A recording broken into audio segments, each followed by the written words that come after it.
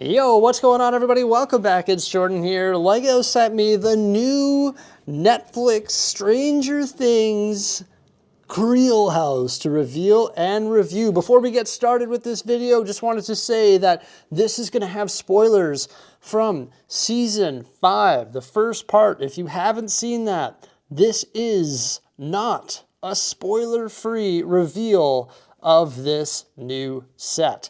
So this set here has 2,593 pieces. It's going to be available starting on January 1st in 2026.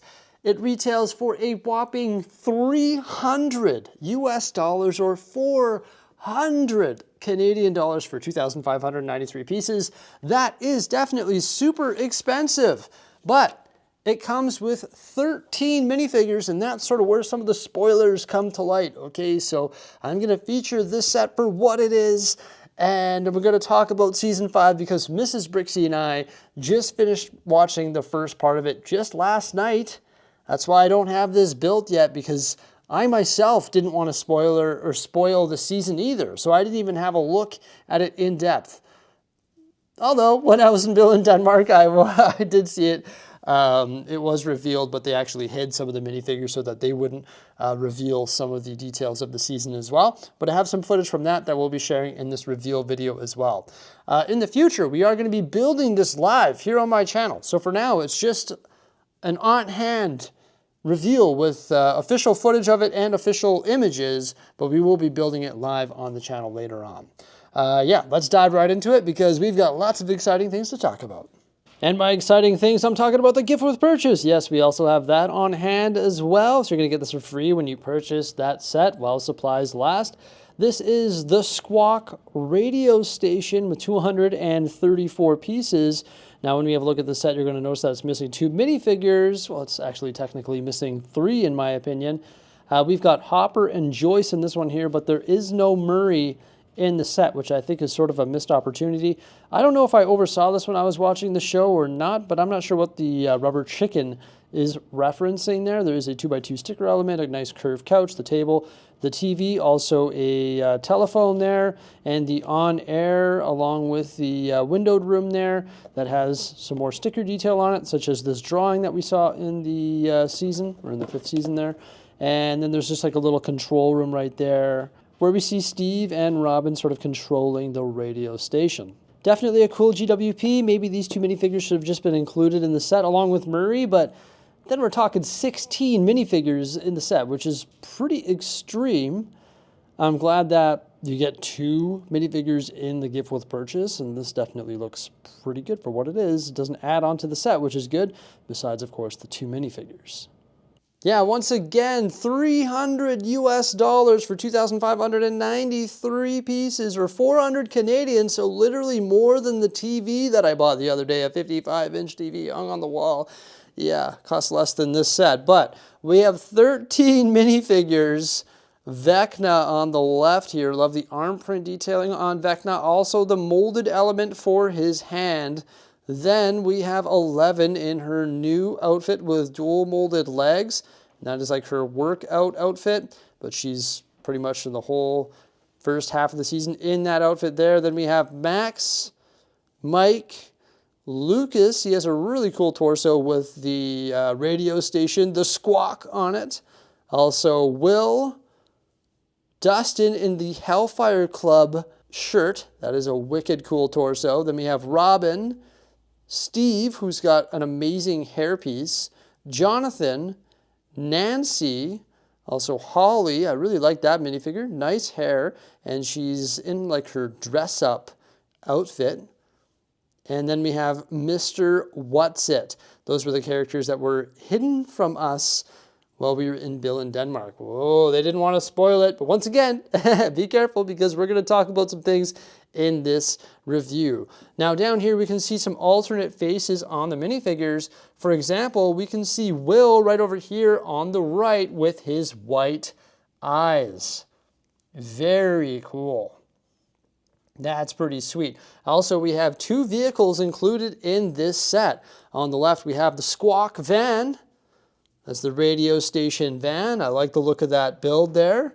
Very nice. It has that like radar dish on the top, which can be swapped over onto Steve's BMW right over here. So that's his Beamer, and of course, Dustin drilled a hole through the roof of that Beamer, which was a pretty funny scene in the new season.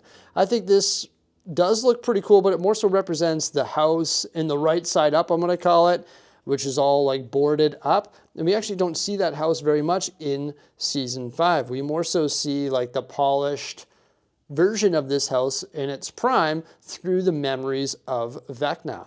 But you can see right here on the front door, there is that stained glass. Then we have some pillars with the use of candlesticks and a lot of studs not on top building techniques with the boards going over the windows. It is dark blue and the roof is black. This house will actually split open. You can grab it by this end here and by the other side, and you can pull it apart and it'll split open. Actually a super cool function. Like, look at that. Pull it apart, the house like splits apart, the trees fall over. Then you take a look at all the little Easter eggs that pop out, such as the grandfather clock in the center. That is just like awesome. I've never seen a play feature like this before in a Lego set. And then sliding it back together is super satisfying as well. The trees go back upward as well, so there's like no reset needed. You've got some interior details such as the kitchen right there. There's the bedroom where Holly does her dress up. Also the attic in the Creel house, which is iconic. You got the moving functions there. Some candles and the spiders. Also the Black Widow reference right there, along with the little living room and the front entrance. And seeing these functions in action is super cool. Like, who would have thought that we would have had these play functions in a building? That's next level, I think. Mr. What's-It will actually rotate and spin around on that panel there to reveal Vecna. It is extra, but what would we prefer, to have these functions or to have a complete structure with a closed back? I think it was sort of one or the other. But when it's split open, it sort of does reveal those interior details even more, because you've got like gaps between the two different scenes. And it's just crazy how this building explodes like that. And it offers us like the exploded view of the structure. This set is 50 centimeters or 20 inches wide, 29 centimeters or 11.5 inches tall. So yeah, once again, we're going to be live building this set here on the channel. I just didn't get it built in time for the review embargo, which is actually half an hour after this, after the reveal. But I did have an on-hand look at it when I was in Billings, so I figured, well, why not? We could live build it, don't worry about it, it's all good. Overall, I think this set is really well done. The moving features are like insane. The minifigure lineup is over the top, especially if you factor in the gift with purchase. The price is also over the top at 400 Canadian dollars. Like, that is just wild for this set, I think. But you get 13 minifigures, but still, I think it's too expensive for what it is, although LEGO did provide the set to us to reveal and review, and we appreciate that. But in my opinion, I think it is definitely overpriced despite it having 13 figures. I love the moving feature, but would I have preferred a closed back house of the Creel house, like something that's closed back that could actually fit in a Lego City right out of the box? I definitely would have preferred that. But the upside down set had an open back. A lot of Lego sets have open backs, and at least this one has the moving features. It would be sick if this was like an actual modular building that you could place in a city. I feel like in order to place it in the city, it either needs to go like up against a hill or an elevated surface or something that's going to hide the fact that it has an open back, or you need to heavily modify this set to fit it in your city, but then you're also going to have to take away a lot of the moving functions unless you're an extremist and can somehow close the back of it and keep those moving functions, which would be pretty insane. And I hope somebody does that on like Rebrickable or something. I don't know if I'll be looking into doing that. I think if I were to try and integrate this into the city, I would probably just remove the moving functions and just close the back on it, close the back using spare pieces and sort of place it in the city and go from there. But there you go. Detailed overview of the Stranger Things The Creel house. Hope you enjoyed this little preview. Please remember to like, subscribe, and stay tuned for some more great stuff. And drop on by the live stream. Not sure when that's going to be at this point. My life's not that scheduled, but we'll figure it out. Everyone, have a great day, and bye for now.